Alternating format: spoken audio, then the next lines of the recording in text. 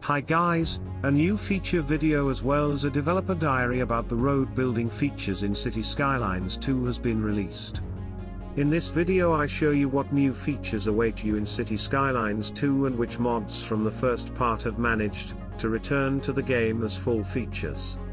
Until the release of Cities Skylines 2 in October, there will also be new information about the features of Cities Skylines 2 every week, and I will also look at that in detail week by week. So if you don't want to miss that, feel free to leave a subscription for this channel. Cities Skylines 2 will of course remain a big content point on this channel after the next game, though, and with that I'd say let's jump right in with the developer diary. And I'll show you then just from scenes in the feature trailer, what new tools and utilities are available in Cities Skylines 2 when it comes to road building. The first new feature that is presented should be familiar to some of you, because it is about the grid mode, which you have seen in a similar form in SimCity 4. With just 3 clicks, you can easily knock out an entire neighborhood using the grid mode. The next new tool is the Replace tool. This one changes the old upgrade function, but is once again a bit more versatile and, most importantly, easier to use. It allows you to add not only grass trees, but also sidewalks or sound barriers, for example, depending on the type of road. The next step is the parallel mode. The parallel tool was already seen in the first gameplay trailer, when this beautiful bridge was placed. Now it's easier than ever to place streets perfectly next to each other. The next tool is the snapping tool. With this, streets can also be adapted to existing structures in a very simple way. For example, you can then adapt them to buildings or also connect certain other fixed points. And this brings us to the next point, namely new possibilities for road construction. Creating intersections should now be easier than ever before. As you could see in the first gameplay trailer, the whole thing also works very simply. By simply placing one road over another, an intersection is automatically created. But even when placing large intersections, the whole thing should now be much easier, and here, too, you get the feeling that 1 or 2 mods from the first part have found their way into the main game. The next tool is an absolute highlight for me, because with this one you will be able to place not only elevated roads, but also sloping passages. As you can see here on the right side, you will find easier ways to solve difficult procedures or space-challenging corners. Another innovation are acceleration and deceleration lanes for highways. This will make highway entrances and exits much more realistic and of course, more beautiful.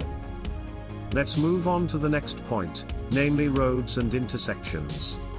Roads are divided into small, medium and large roads, as well as highways, as you know. However, instead of having dozens of options for each road variation now, the whole thing is simplified a bit. All special options like greening the road or other properties like one-way streets or even 2-lane streets are moved to the replacement tool. This makes the street menu clearer, and you know exactly which properties you can add to your street. Bus lanes and lanes for service vehicles are also now easier to build to keep traffic flowing. Another highlight is the new pedestrian zones, sidewalks and pedestrian bridges that are now included in the base game, without mods or DLCs. Whether this is a pedestrian highway or if there are other variants remains to be seen. Now to the intersections, which I mentioned earlier. There is now a new intersection system that makes placements easier. This suits me very well, because in the first part I often sat for hours at a highway intersection, while I could have simply chosen a nice variant in the workshop.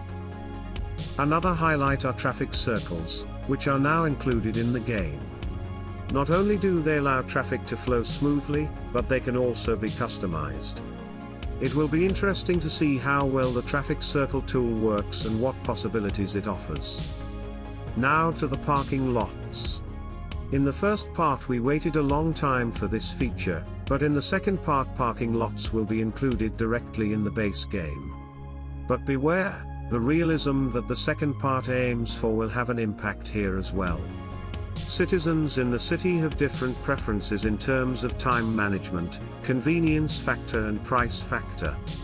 So it will be even more important to pay attention to the needs of the population and, for example, to recognize the demand for public transport in certain regions. Unfortunately, the bikes all still look very similar. Hopefully, this will still be adapted. Another feature with a great impact is road maintenance.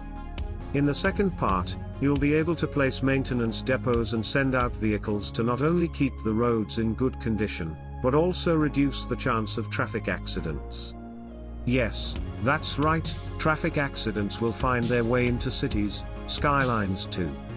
With the risk of traffic accidents now present, it will be even more important to emulate the fantastic traffic flow. Also, of course, you have to make sure that you place enough road maintenance depots to keep your road infrastructure in good condition. The road depot will also take care of the winter time, clearing the roads, as well as removing the consequences of traffic accidents in all other seasons. That is, this building will be an absolute core for creating functioning cities. This brings us to the additional road options. Not only will it be possible to place traffic lights and crosswalks in the base game, but also stop signs and turn lanes to optimize traffic flow. Street decorations such as trees will now also have a practical use, as they will communicate the noise factor of a street, helping to make the surrounding environment a bit more residential friendly. At the same time, it will be possible to install noise barriers near highways to cushion the negative effects of a highway running through the middle of a city. In addition, you will also be able to choose to either allow more space for pedestrians with wide sidewalks or to allow parking on the side of the road. So, once again, the expanded street options offer much easier ways to customize the particular street to fit the location and needs of the environment. In the trailer there are some scenes that also highlight other aspects of the game. In one still, the new water and sewage system is shown. You can see how the water and sewage pipes run under the streets, and two terms are also mentioned: water trade and switch export. This could either be a superficial feature or there could actually be a trade dynamic with other cities or regions. Another feature that stands out is groundwater. So you will probably have to keep an eye on the groundwater level as well and place water pumps accordingly. When you have pumped the groundwater empty, there will probably also be corresponding effects. A ferryport is also shown in the trailer, where it will be interesting to see if it can be built modularly or how it can be expanded. There are also fuel tanks at the entrance of the trains, which indicates that there will be a section of train travel, and that you can actively refuel the trains there. Furthermore, you can see a scene with a large-scale cemetery. Here it will be exciting to see if you can expand this modularly and if you can design the paths yourself. Then you also see a large cemetery in this scene. Here it will also be interesting to see if you can expand it modularly or if you can draw the single paths yourself. Because the cemeteries in the first part I found to say the least manageable, and would be happy there in any case, if you can also go in here a bit more individual. Yes, that was the information from the trailer and developer diary. So lots of spectacular new features. And especially regarding the traffic accidents, I'm still pondering what effects that will have. But already next week we will get an insight into the traffic AI. So there it will go into more detail when it comes to traffic. For me, that's one of the biggest points, because that was one of the big problem areas in the first part, which prevented you from building big on purpose. One thing that I definitely still like a lot here are cyclists and bike paths.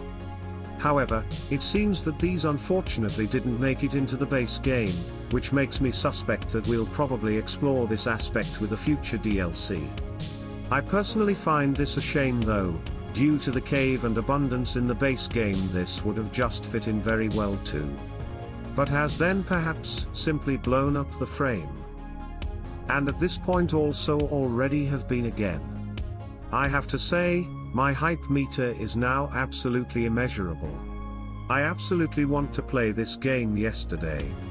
So if you don't want to miss next week's detailed insight either, feel free to leave a subscription. And have a great day.